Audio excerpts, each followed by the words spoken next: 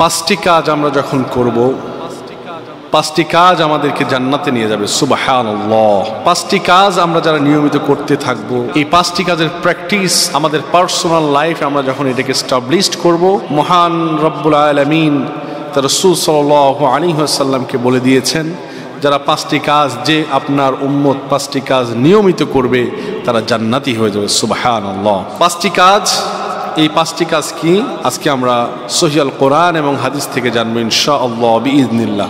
রাসূল সাল্লাল্লাহু আলাইহি ওয়াসাল্লাম বলেন, পাঁচটি কাজের আমল, পাঁচটি কাজ যারা নিয়মিত করবে তারা জান্নাতি হয়ে যাবে। পাঁচটি কাজ যারা নিয়মিত করবে, পাঁচটি কাজ যারা নিয়মিত আঞ্জাম দেবে, রাসূল সাল্লাল্লাহু আলাইহি ওয়াসাল্লাম সুন্দর করে বর্ণনা করেন, কাল কিয়ামতের ময়দানে আমি আমার ওই উম্মতদের সঙ্গে করে নিয়ে জান্নাতে চলে যাব। সুবহানাল্লাহ। সে পাঁচটি কাজগুলো কি আমরা আজকে জানবো ইনশাআল্লাহ। এক নাম্বার, কাসরাতুস সুজুদ, বেশি বেশি সিজদা করতে হবে, অধিক সিজদা করতে হবে আল্লাহর সন্তুষ্টির জন্য, আল্লাহর সন্তুষ্টি অ্যাচিভমেন্টের জন্য কিয়ামুল লাইল করতে হবে। যখন পাখিরা নিরাপদে নিরে ফিরে যাবে, বাবা মা গভীর ঘুমে আচ্ছাদিত হবে, সন্তান ঘুমিয়ে পড়বে, স্ত্রী ঘুমিয়ে পড়বে, সকলের মায়া মোহাব্বত ভালোবাসা ত্যাগ করে আমরা যখন আল্লাহ রাব্বুল আলামিনকে ভালোবেসে কিয়ামুল লাইল করব, রাত্রি জাগরণ করব, সালাতের মুসল্লায় দাঁড়িয়ে যাব, আল্লাহ রাব্বুল আলামিন আমার আপনার প্রিয় নবীকে বলে দিয়েছেন তাদের জন্য জান্নাতের উচ্চ মাকাম বরাদ্দ করা হবে।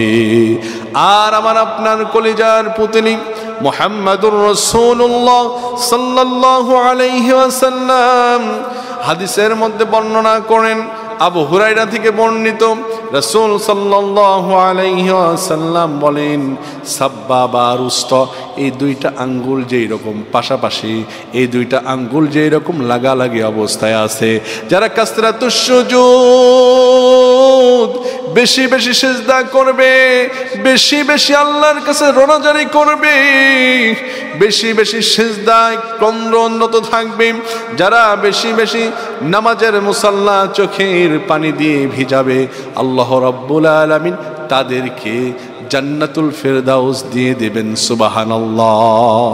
শুধু জান্নাতুল ফেরদাউস দিবেন না, রাসূল সাল্লাল্লাহু আলাইহি ওয়াসাল্লাম বলেন, এমন উৎকৃষ্ট জান্নাত তাদেরকে দেওয়া হবে, সাব্বাবা রুস্তা যেই রকম পাশাপাশি লাগালাগি অবস্থায় আছে, যারা কাসরাতুস সুজুদ বেশি বেশি সিজদা করবে, রাত্রি জাগরণ করবে সিজদারত অবস্থায়, আমি আর আমার ওই উম্মত এই রকম সাব্বাবা রুস্তার মতো লাগালাগি অবস্থায় জান্নাতুল ফেরদাউসের মধ্যে থাকবো।